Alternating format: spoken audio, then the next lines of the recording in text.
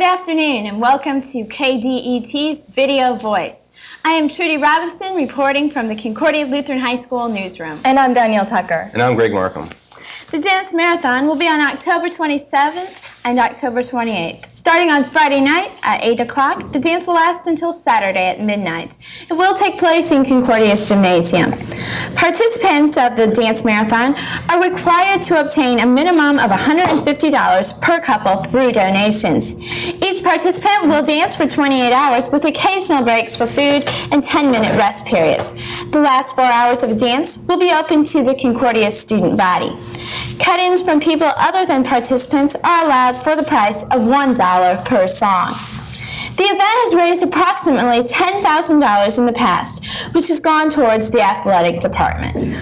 Over the past few months, Concordia students have watched the construction of the new Physical Fitness Center. Greg Markham has more on this new facility. The fitness center behind me is coming along pretty good, but we were running into complications because the bricks were the wrong color, and that's setting us behind a little bit. Our physical fitness center is going to be the finest in the area. It'll probably be the finest physical fitness center in entire Fort Wayne. It's going to be close to 90 feet by 30 feet, all brand new equipment. We will have free weights. We will have weights like the universal machine and things like this. And it's just going to be outstanding. The money is coming in really well for this fitness center. It's coming a lot from contributions and the sales that the students have. As of September the 28th, we have had 280 contributions totaling $160,820. So you can see we're about $140,000 short. This facility will be used by many people, students and alumni, and hopefully the community. Okay, the Ed Brockman Physical Fitness Center will be used, first of all, by students. Students and teams, sport teams, physical education programs will have top priority. Then after that, teachers, alumni, members of the Concordia family, and finally, we hope to develop a program that the community can use it on an enrollment basis. High school students are filled with emotions and different views of the world. Many times, they are not given the opportunity to express themselves in their own way. There is a group of high school students who are interested in combining their talents to produce a magazine full of expression, which is titled The Glass Onion.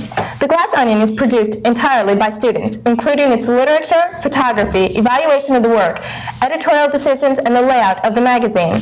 These editorial meetings are open to all high school students who are interested and are held at Canterbury High School. Ms. Shana is the Glass Onion advisor this year, as well as last year. She feels that this magazine provides an outlet for creative expressions and allows students to share their works with others. The Glass Onion is sponsored by the New Sentinel and has received recognition through the Art Museum, local writers and artists, and the art English teachers of Allen County. The magazine is produced once at the end of each year.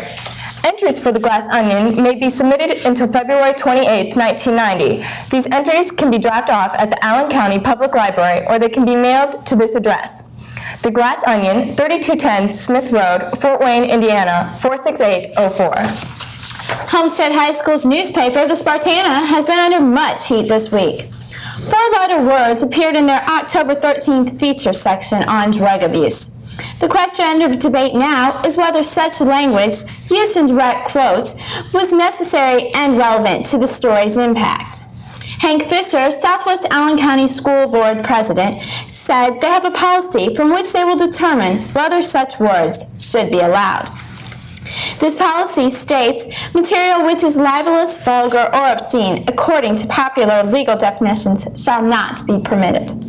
All school newspapers are subject to censorship according to the 1988 Supreme Court ruling, which states material that is inconsistent with school's basic educational mission can be censored, even though the government could not censor similar speech outside the school.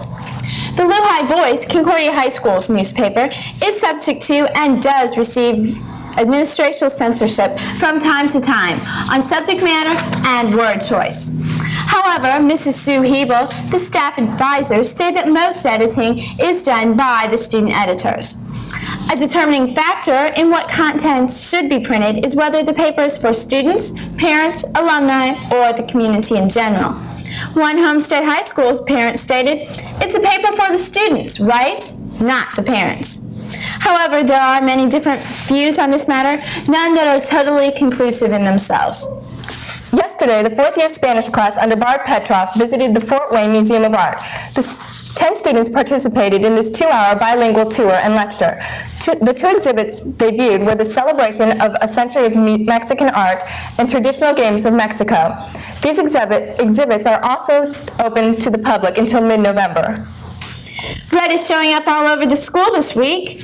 This is National Red Ribbon Week. Yesterday, the student body supported drug-free living by wearing red clothing. As part of a citywide Red Ribbon Week, the Copper Teen Center will be sponsoring a candlelight ceremony encircling the pond in Reservoir Park tomorrow night at 6 p.m. Everyone is invited to join. We encourage you to participate in this and show that you stand for a drug-free life. All last week, the JROTC had their promotion board. Once every quarter, JROTC cadets who maintain a B or better average are eligible for the promotion board. Sophomores, juniors, and seniors are then inspected on their uniform and common knowledge of military skills. If the cadets has enough points, he or she is then moved up one rank. Promotions of the cadets will be announced sometime next week. We'll be back after this with sports and more.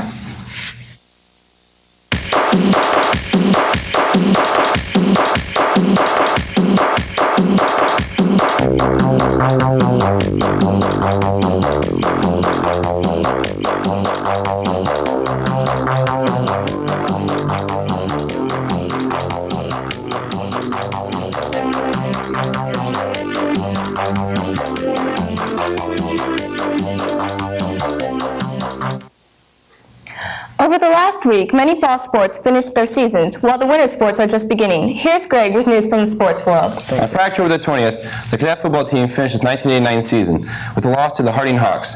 The cadets scored first when outside linebacker Mark Brookmeyer caught an interception and returned it for a 70-yard touchdown. Chad Jenkins added 2 points for the conversion. Harding scored later in the half and tied the score 8-8. The second half, Harding added 2 more touchdowns. Trailing 20-8, the cadets mounted a drive and their own 15-yard line late in the third quarter. After 14 plays, Chad Jenkins plunged from the 1-yard line to make it 20-15. Then, the cadets' defense shut down the Hawks in 4 plays and returned to offense. Chris Edwards then romped for a 60-yard touchdown to give the cadets a 20-21 lead, with 1 minute and 32 seconds left in the game. But Harding scored, ruining the cadets' hope for being the first Concordia team to ever win a sectional game. The team ended the season with 1 win and 8 losses. All conference honors went to junior Mark Brookmeyer. Honorable mention went to seniors Chad Jenkins, Eric Egbert, Eddie Connett, Nathan Bonke, Matt Heil, Joel Feaster, and to also junior Adam Gleave. This cross-country team finished 8th out of 10 teams in the regional competition on Saturday. Although this was a disappointing way to end the season, our boys have nothing to be ashamed of, as this season as a whole was one of the best ever here at Concordia, highlighted by a runner-up finish in the SAC meet 2 weeks ago. Congratulations to all who participated in cross-country for the cadets this year. Our girls' cross-country team finished their season on Saturday, October the 20th, with a strong showing at the Belmont Sectional at Decatur. Led by senior co-captain Allison Stock, our Lady Cadets placed 5th in the field of 21 teams from throughout the area, just missing a chance to advance to regionals. By the 8th place individual effort, Allison Stock will advance to regionals next week at Manchester as an individual. This is the 3rd straight year that Allison Stock has accomplished this feat. The girls' swim club competed in the Fort Wayne Invitational last Saturday. Concordia swimmers placed 4th out of 5 teams. Placing for the cadets were Emily Trent, who won the 1st place in the 200 freestyle and 1st in the 100 freestyle. Nicole Tucker placed 4th in the 50-meter freestyle.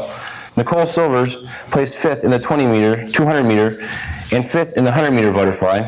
Sarah Ayers placed 6th in the 500 freestyle, and Amy Braun placed 6th in the 50-meter freestyle and 6th in the 100-meter butterfly. Next week is this Wednesday at Cross Sides Pool against Snyder at 7:30. This week begins the final week for basketball tryouts. A total of 67 guys, not counting those in fall sports, tried out for the team. 25 freshmen, 22 sophomores, 14 juniors, and 6 seniors. Final cuts are this Thursday. That's all for sports. Danielle? Thanks, Greg. We'll be right back after a short break.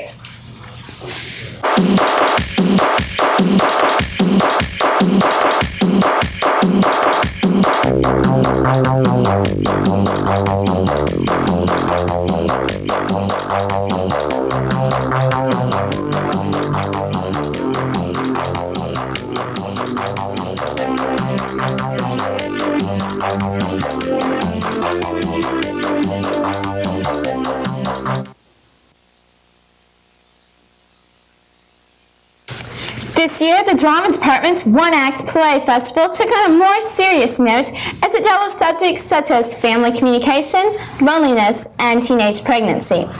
The plays were presented in the style of dessert theater. They were put on in the cafeteria rather than the auditorium, and in between each show, desserts were served. Each of the 3 plays dealt with a different subject. Clowning Around dealt with families that don't know how to communicate and the problems that can arise when this happens.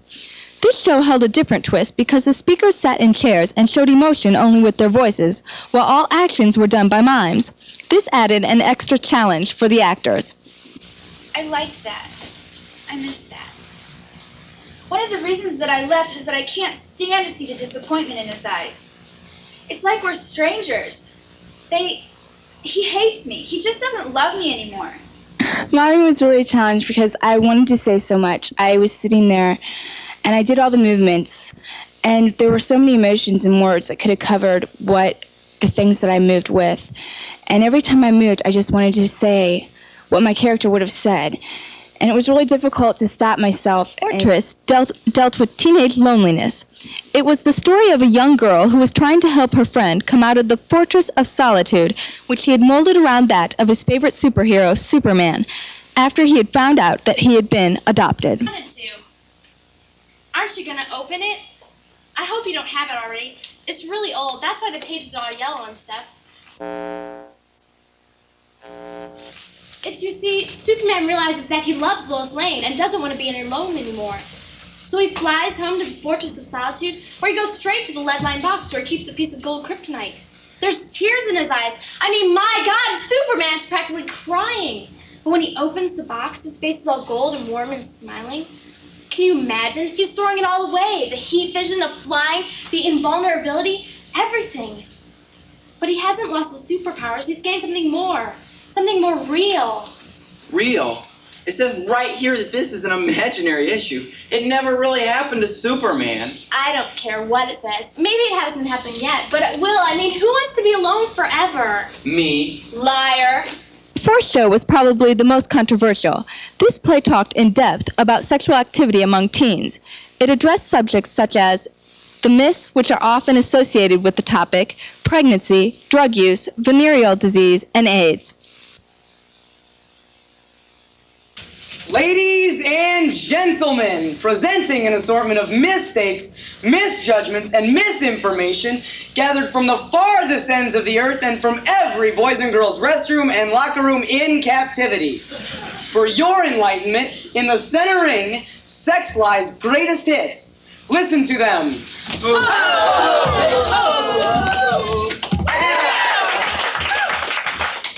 You can't get pregnant if you do it standing up. Wrong. A girl can't get pregnant her first time. Wrong. Coca-Cola will keep you from getting pregnant. Wrong. And it doesn't matter where you put it. And diet clothes don't keep you slim either. You can't get pregnant if you do it in a swimming pool. Wrong. And you might get a risk.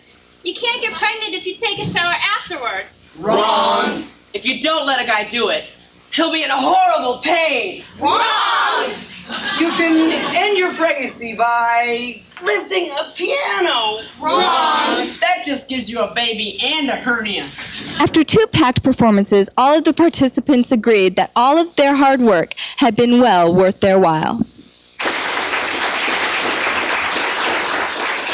Although it may be warm outside today, a week ago it seemed like a blizzard was headed our way. Some of our reporters caught this winter spectacular for you to remember in these warmer days.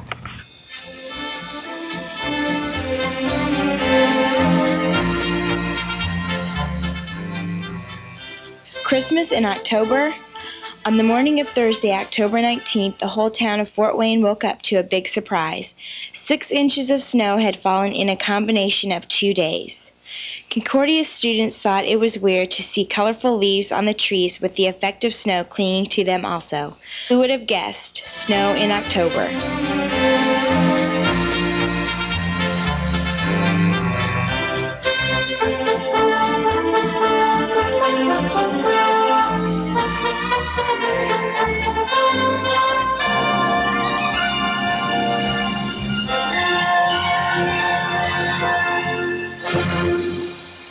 Hopefully it'll stay warm for the next few days as the fall sports wrap up their season. That's it for today. We'll see you back on the next edition of Video Voice.